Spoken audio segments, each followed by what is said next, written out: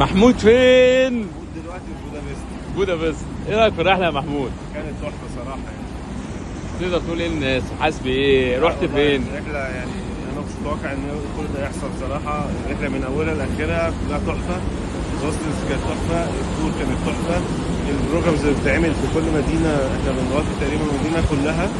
الكوست اللي اتدفع قصاد الرحله اللي اتعملت كان شيء لا يقارن طبعا، يعني حاجه كانت تحفه. عادل كجايد صراحه ان هو بيدخلنا كل مدينه، الاماكن المهمه، الطرق المهمه، الاماكن السياحيه اللي لازم نزورها في المكان. بالنسبه للمدينه بناخدها تقريبا كلها.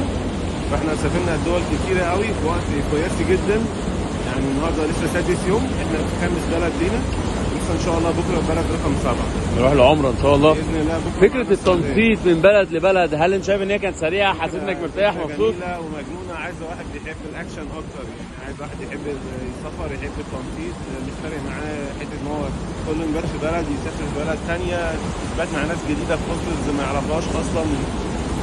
حاجه كتوتال كاكسبيرينس. واخبار الهوستلز ايه؟ جميله صراحه. هتكرر الهوستلز؟ طبعا طبعا. ايه اكتر موقف كوميدي حصل لك في الهوستل؟ ما هي حصلكش كلها موقف؟ كوميدي، كلها كوميدي.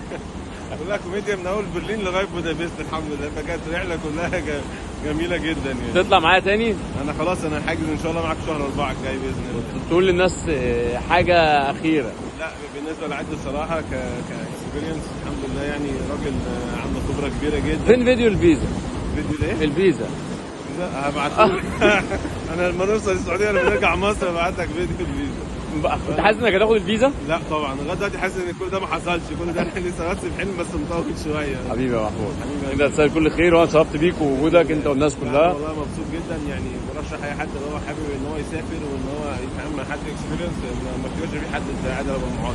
حبيبي حبيبي يا حود، احنا في المجر اهو يا جماعه. بس عشان ما تطلعش.